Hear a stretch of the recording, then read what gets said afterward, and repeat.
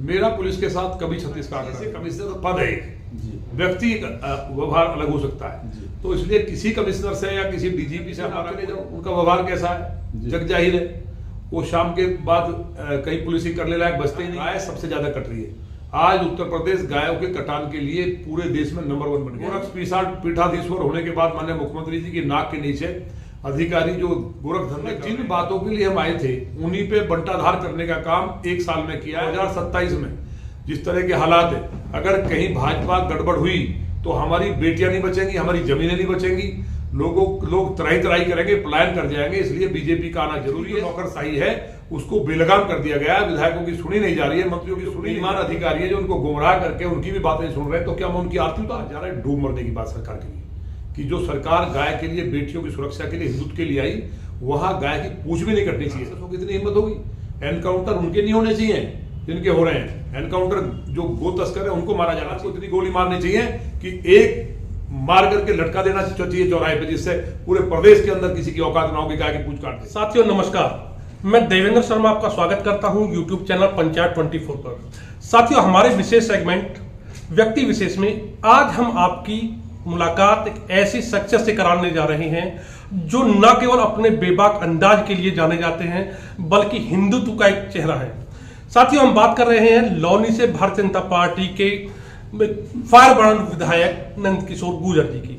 आज के सेगमेंट में हम लौनी विधायक जी से कुछ समकालीन विषयों पर चर्चा करेंगे। तो शुरू करते हैं हमारा आज का कार्यक्रम। विधायक जी नमस्कार, आपका स्वागत है हमारे चैनल में। नमस्कार, थैंक यू। तो साथियों हमारा कार्यक्रम शुरू करते हैं हमारे वरिष्ठ साथी राजेश बैरागी से। विधायक जी, आप दूसरी बार लौनी क्षेत्र से विधायक चुने गए। ये क्षेत्र पहले समाजवादी पार्टी के पास भी रहा है, जनता दल के पास भी रहा है, और एक बार बीच में भाजपा के पहले विधायक हुए थे। तब में और अब में इस क्षेत्र को लेकर आप परिवर्तन में क्या देख रहे हैं? ये तो आप ही को देखना, बताना चाहिए कि भाई क्या परिवर्तन आपको नजर आ रहा है। लौनी हम 2017 से पहले क्या थी? लौनी में जब हम विधायक बने तो ये अपराध की नगरी के रूप में मशहूर था। लोग जाना नहीं चाहते थे, व्यापारी पलायन कर रहा था। जो लोग बच्चों को पढ़ाना चाहते थे वो यहाँ से शिफ्ट होकर के नोएडा, दिल्ली गए। और लौनी के अंदर केवल लौनी की पहचान थी कि दिन छिपते मर्डर हो जाना, गहरे गहरे गड्ढे, कोई रास्ता नहीं था जहाँ से लौनी में चले जाए। भोपरा से हम लोग चिरौड़ी या लौनी नहीं जा सकते थे, उधर बॉर्डर डीएलएफ से नहीं आ सकते थे, गहरे गड्ढे थे, अपराध था, और एजुकेशन सिस्टम जीरो था, बिजली आती नहीं थी। शिक्षा, चिकित्सा, बिजली, सड़क, पानी के नाम पे लौनी शून्य थी।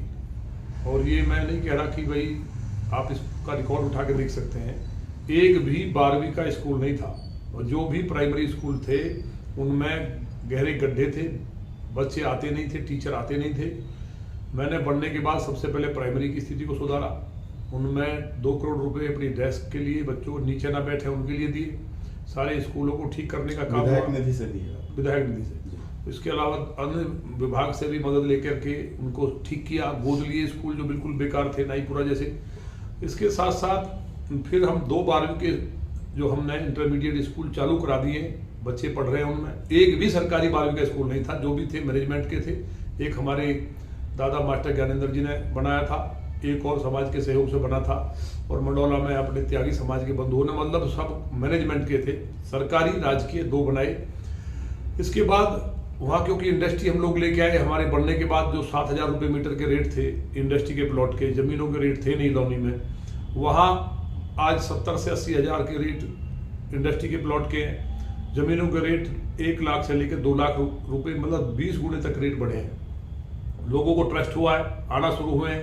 बिजली के हमने 10 बिजली घर पिछली बार और 4 नए बिजली घर और बन रहे, 14 नए बिजली घर बनवाए, लगभग 350 नए ट्रांसफार्मर, क्षमता बढ़वाई, तमाम बिजली का सुधार हुआ। तार खंबे नहीं थे, पोल बिल्कुल लटके रहते थे लकड़ी के खंभों पे। तो ये तमाम चीजें बदलने में बहुत मेहनत करनी पड़ी। माननीय ऊर्जा मंत्री A.K. शर्मा जी का पूरा आशीर्वाद मिला, PWD मंत्री रहते हुए माननीय केशव प्रसाद मौर्य जी का पूरा आशीर्वाद मिला, माननीय पाठक जी ने स्वास्थ्य मंत्री रहते हुए। हॉस्पिटल एक भी नहीं था, एक CHC थी, हमने 50 बेड का हॉस्पिटल बढ़िया चालू हो गया है, 50 बेड का CHC को कर दिया है, हर वार्ड में डिस्पेंसरीज हैं, और तमाम जितनी हमारी PHC थी उनकी क्षमताएं बढ़वा करके उनको शानदार किया है। आज स्वास्थ्य के मामले में हम दिल्ली पर निर्भर नहीं है। एजुकेशन के मामले में ITI फिर हमने चालू कराई, जिससे कि बच्चे पढ़ के इंडस्ट्री में नौकरी कर सकें। बेटों के लिए भी नहीं है डिग्री कॉलेज, लेकिन बेटियों का डिग्री कॉलेज हमने कंप्लीट कर दिया है और मुझे उम्मीद है 1 महीने में हम उसको कंप्लीट करके चालू करवा पाएंगे। भूमाफियाओं से लौनी को मुक्ति दिलवाई। तो सड़कों का जाल भी हमने बिछाया, आज डिवाइडर लाइट लगा करके तमाम हाईवेज, और जो केवल दिल्ली सहारनपुर रोड एक ऐसा है जिसको हमने बनवा दिया था, लेकिन नगर पालिका के जलभराव से वो कहीं उसमें गड्ढे हुए, लेकिन अब उसको भी रिपेयर कराया है। मेट्रो, पहली नगर पालिका बनी, मेट्रो लेकर के आए, और जल निकासी पे अभी 68 करोड़ से काम शुरू कराया, 35 करोड़ से और पूजा कॉलोनी में शुरू किया है, क्योंकि लॉन्ड एरिया है तो उसके कारण जलभराव होता है। तो बिजली का काम, सड़कों का काम जाल बिछड़ा, गाँव की तमाम सड़कें ठीक कराई, नई सड़कें बनवाई, फ्लाईओवर्स बनवाए, अंडर पास बनवाए। तो ये तमाम चीजें लगातार लौनी में, अब कुछ भी ऐसा काम नहीं है जो लौनी में नहीं है, जो दिल्ली में उससे बढ़िया आज स्थिति हमने उसकी कर दी है। आने वाले 2 साल में हमें उम्मीद है कि लौनी को हम दिल्ली के किसी भी शहर से सुंदर बनाएंगे। उसके बाद उसमें जिस तरह से हम पार्कों में म्यूजिकल गार्डन, जिम वगैरह के लिए हमने वहाँ अपने प्रस्ताव दिए हैं, उसके और भी इसको खूबसूरत बनाने का काम करेंगे। अभी आपने उपलब्धियां बताई विधायक जी, तो बहुत सारी उपलब्धियां आपने बताई बनने के बाद, तो कुछ ऐसी चीजें जो अभी आपके जहन में है, पाइपलाइन में है कि लौनी को क्या देने की तरफ है? लौनी को हमें और भी बहुत देना है। बस अड्डा हमारे यहाँ था ही नहीं, बहुत शानदार उसको बनवाया, लेकिन अभी 200 करोड़ रुपए बस अड्डे के लिए सैंक्शन हुए। एक इंटरनेशनल ऐसा बस अड्डा हम बनाने जा रहे हैं, लोग उसे देखेंगे पीपीपी मॉडल पे। AC बसेस दिए हमने, बताया डिग्री कॉलेज को हम चालू करने जा रहे हैं। एक डिग्री कॉलेज हमने कोएड के लिए प्रस्ताव दिया हुआ है। मेडिकल कॉलेज हम लोगों ने मीरपुर हिंदू गांव में दिया हुआ है। बिजली घर नए बन ही रहे हैं, नए थाने बने हैं। हर क्षेत्र में मतलब हम लोग जो हो सकता है, लोगों से हम लोग लाइव आकर के, जनता प्रतिदिन हमारे पास मिलने के लिए आती है। जहाँ सड़कें ही नहीं थी वहाँ इतना काम हुआ है, हजारों करोड़ का काम वहाँ सरकार के और माननीय प्रधानमंत्री जी और माननीय मुख्यमंत्री जी की कृपा से हुआ है, और लगातार लौनी आज आगे बढ़ रही है। तो मुझे उम्मीद है कि जो नए काम हमारे हैं, जैसे हम गंगा जल लाने की योजना है, नहर को पक्का करने की है, बेहटा नहर के कारण बड़ा नुकसान होता है, या जो नहर का रोड टूटा हुआ उसके लिए हमने पैसा सैंक्शन अभी करा दिया है 18 करोड़ रुपए। ऐसे बहुत काम है जो हम 6 महीने में लौनी में, फिर मुझे लगता है कि समस्याएं नहीं रहेंगी। आप नए थाने बनवा रहे हैं और आपका पुलिस के साथ 36 का आंकड़ा रहता है। मेरा पुलिस के साथ कभी 36 का आंकड़ा नहीं है। जो अच्छे अधिकारी हैं तमाम रहे हैं, हमसे पहले जो कप्तान भी रहे या चौकी इंचार्ज, थाना अध्यक्ष, एक भी है थाना अध्यक्ष, एक चौकी इंचार्ज नहीं कह सकता कि मैंने किसी गलत काम के लिए सिफारिश की आज तक। अगर कोई कह दे तो राजनीति छोड़ दूंगा। जनता को न्याय दिलाना मेरा पहला नैतिक दायित्व है। लोगों को, गरीबों के साथ पुलिस लूट ना करे, अन्याय ना करे, उनकी जमीन न छीनी जाए। लौनी में रोहिंग्या बांग्लादेशी मुसलमानों का आतंक था, घरों में घुस जाते थे, प्लॉट छीन लेते थे, फर्जी कागज बना करके हजारों बांग्लादेशी रहते थे। उनको मैंने खुद सर्च अभियान चला करके उनके अंदर भय पैदा किया, भागने के मजबूर हुए, लेकिन अभी भी पुलिस को कहने के बाद बड़ी संख्या में वहां है। रोज गाय कटती थी, डकैतियां पड़ती थी, उन सबको कंट्रोल किया है। और पुलिस जो अच्छे अधिकारी हैं आज यहाँ हैं, यहाँ से चले गए। पूर्व सरकारों के भी इस बात को अप्रिशिएट करते हैं कि मैंने गलत काम के लिए नहीं कहा, मैं जनता के लिए 24 घंटे 26 साल से दूसरा मेरा कोई निजी एजेंडा नहीं है।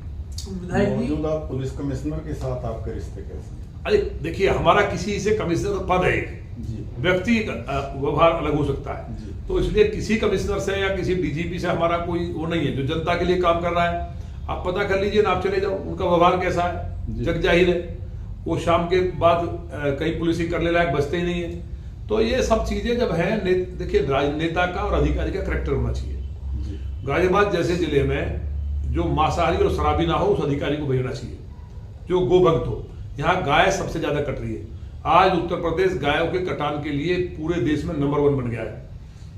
एलाना जैसी फैक्ट्री में प्रतिदिन हजारों गाय कट रही है, कट करके बाहर से मांस आ रहा है, बाहर विदेशों में ये डूब मरने की बात है। गोरख पीठाधीश्वर होने के बाद माननीय मुख्यमंत्री जी की नाक के नीचे अधिकारी जो गोरख धंधे कर रहे हैं, बेटियों से छेड़छाड़, बलात्कार, गोकसी, मतलब जिन बातों के लिए हम आए थे उन्हीं पे बंटाधार करने का काम 1 साल में किया है। पिछले 7 साल में जो रामराज स्थापित किया था माननीय योगी जी ने, हम सब ने मिलकर के उसको कहीं ना कहीं ध्वस्त करने का काम अधिकारियों ने 1 साल में किया है। तो इस व्यवस्था के लिए चीफ सेक्रेटरी उत्तर प्रदेश जिम्मेवार है।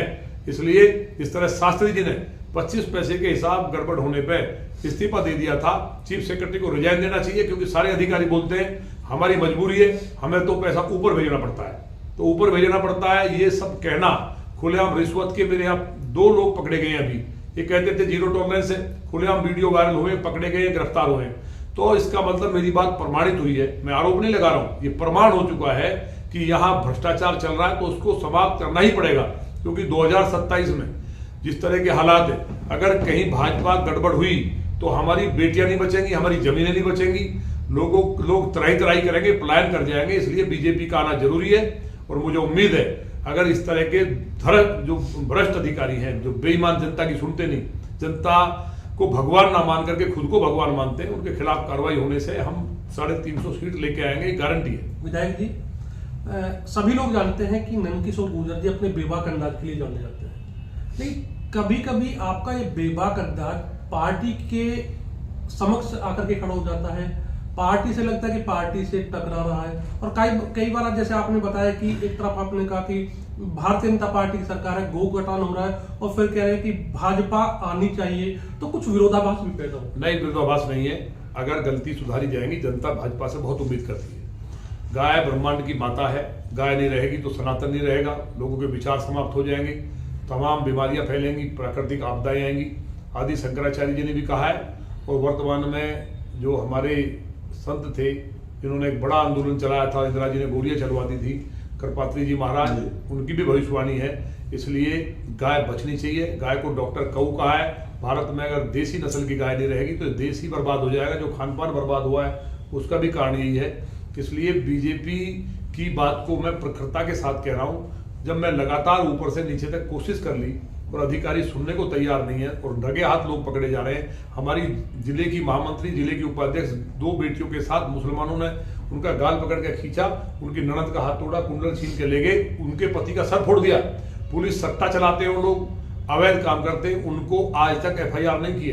तो अगर ये बात नहीं कहेंगे, तो अगर इस तरह से अपने कार्यकर्ताओं को नहीं बचा पाएंगे तो बीजेपी के लिए लड़ेगा कौन? अगर कार्रवाई हो जाए, चीफ सेक्रेटरी रिजाइन कर दे तो मैसेज जाएगा प्रदेश में और देश में, और उसके बाद हर हाल में एक तरफा भारतीय जनता पार्टी की सरकार आएगी। आपका जो बेबाक अंदाज है, इससे कई बार सरकार पर भी सवाल उठते हैं आपकी बात को लेकर। आपके विरोधी कल ही जो समाजवादी पार्टी के राष्ट्रीय अध्यक्ष हैं, आपकी वीडियो को टैग करते हुए कुछ लिखा है और आपकी सरकार पर सवाल भी उठाए हैं। तो क्या ऐसा जब आप इस तरह बेबाक अंदाज में बोलते हैं तो संगठन और सरकार की तरफ से कुछ हिदायत या नहीं, आप ये बताइए, संगठन सरकार का, संगठन का मैं कार्यकर्ता हूँ।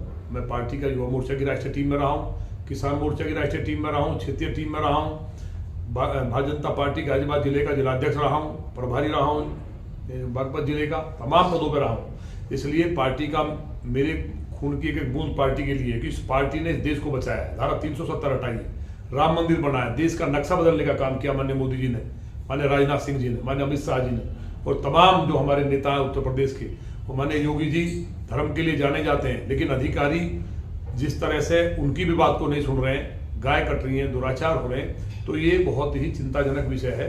इसलिए मुझे उम्मीद है कि माननीय योगी जी इस पर ध्यान देंगे, ऐसे अधिकारियों पर कार्रवाई करेंगे और उत्तर प्रदेश में राम राज्य जो था उसको पूरी तरह स्थापित करने का काम करेंगे, जिससे 350 सीट आए और बिना लोगों की समस्या सुने। अगर विधायकों की बात नहीं सुनी जाएगी, मंत्रियों की बात नहीं सुनी जाएगी, तो लोग जुड़ेंगे क्यों उनसे? तो जब वो जुड़ेंगे नहीं, उनके लिए काम नहीं होंगे, उनके यहाँ अधिकारी बेईमानी करेंगे, भ्रष्टाचार करेंगे, जनता को प्रताड़ित करेंगे, तो वो चुनाव हार जाएंगे। इसलिए चुनाव जीते तो उनकी बात को सुना जाना जरूरी है।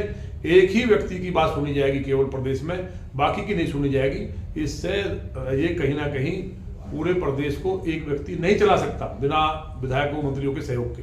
विधायक जी, आपकी सरकार पर विपक्षी एक आरोप लगाते हैं कि भारतीय जनता पार्टी के अंदर नौकरशाही अपने चरम पर है, उनकी मनमानी। विपक्षी तो क्या आपकी बात से भी ये बात देखिए साबित होती है? साबित होना नहीं, अभी आपने कहा अखिलेश जी की बात कही, किसी और की बात की, तो अखिलेश जी की बात तो देखिए, उनका विचारों का अपने घर में ही जूता बाजार होता रहा, आज तक वो ठीक नहीं है।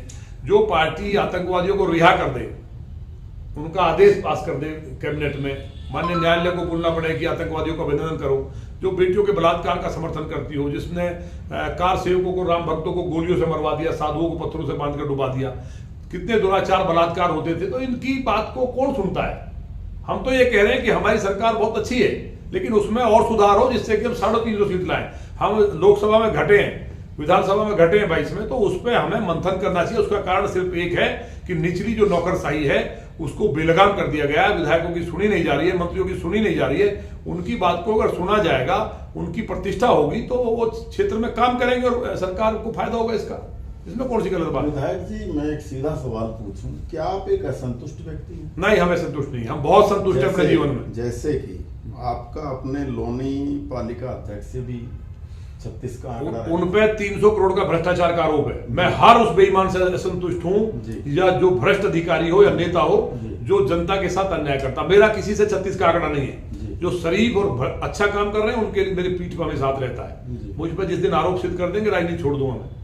तो मेरा किसी से नहीं है। मैं नहीं कह रहा, अभी लोकायुक्त की जांच में और विजिलेंस की इंक्वायरी में प्रूव हो गया है, तो इसलिए उनसे हमारा क्या वो लगे हैं, जो जिसका जैसा है वो। संगठन के साथ आपकी कैसी? संगठन के साथ मेरा हमेशा अच्छा रहा है, क्योंकि मैं संगठन का कार्यकर्ता हूँ। वर्तमान जिलाध्यक्ष हूँ, पहले जिलाध्यक्ष हूँ, मैं जिलाध्यक्ष रहा, उससे पहले दिनेश सिंघल जी जिलाध्यक्ष थे, या हमसे पूर्व में जितने जिलाध्यक्ष हैं, एक भी जिलाध्यक्ष संगठन के लोग, संगठन में मैं पूरी ताकत लगा करके पूरी तरह एक मजदूर की तरह परिश्रम करता हूं। और जहां पार्टी ने प्रदेश में, प्रदेश के बाहर जहां भी ड्यूटी लगाई है, ईश्वर की कृपा से आज तक एक भी सीट नहीं हारा हूं।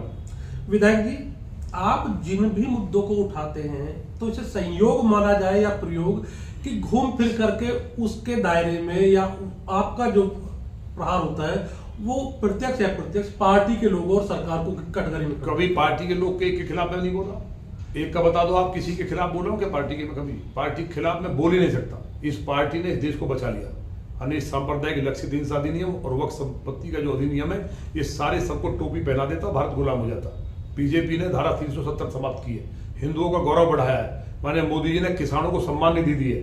माने गृह मंत्री जी ने देश की इंटरनल सिक्योरिटी को मजबूत किया है। माने राजनाथ सिंह जी ने पूरे जितना भी सेना है उसको सक्षम और ऐसा कर दिया। पहली बार हम लोग एक्सपोर्ट कर रहे हैं रक्षा के जितने भी हम हथियार है, तो ये जितना भी हुआ है देश के अंदर, नक्शा बदला है, 5वीं आर्थिक महाशक्ति बने हम। तो वो कभी नहीं हो सकता पार्टी के लिए हमारे मुंह से एक शब्द निकल जाए, संगठन के किसी व्यक्ति के लिए नहीं, माने मुख्यमंत्री जी के लिए नहीं। ये जो बेईमान अधिकारी है जो उनको गुमराह करके उनकी भी बातें सुन रहे हैं, तो क्या मैं उनकी आरती उतारूं?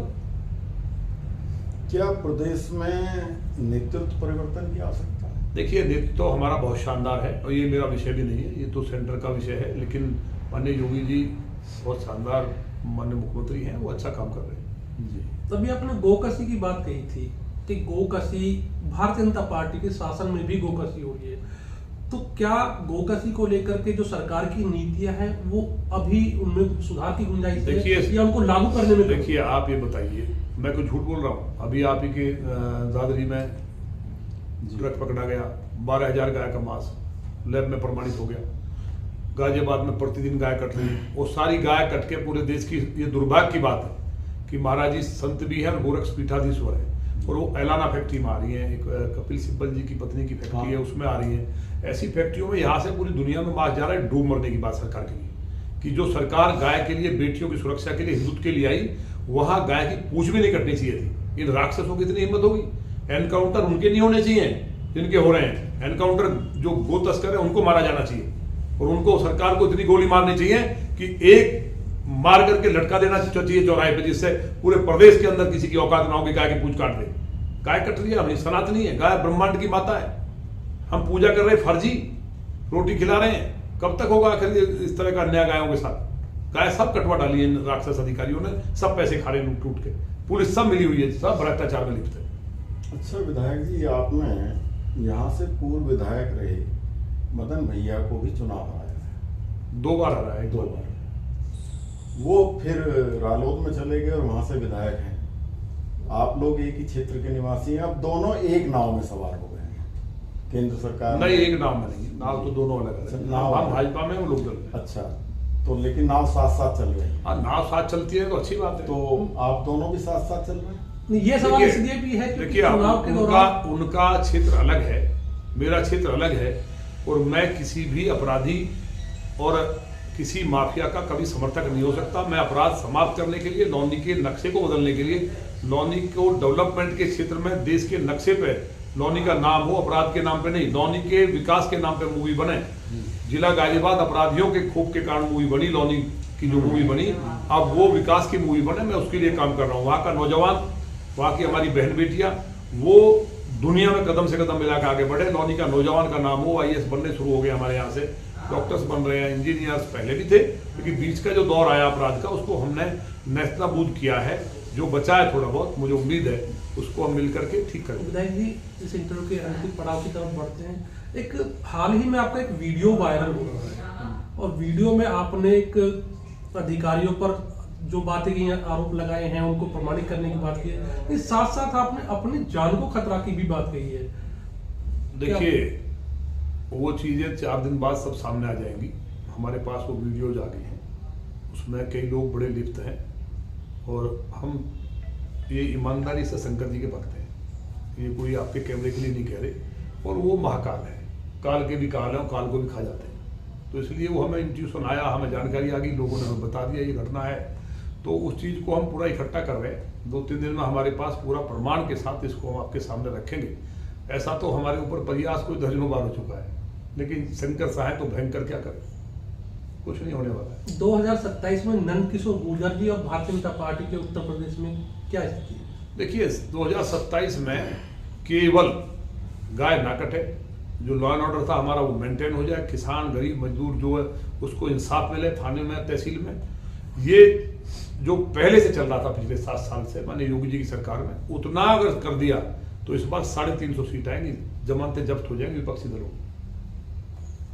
विधायक जी, बहुत बहुत धन्यवाद। जी, thank you। आपने बड़ी बेबाकी से हमारे सवालों का जवाब दिया, बड़े विस्तार से चर्चा की।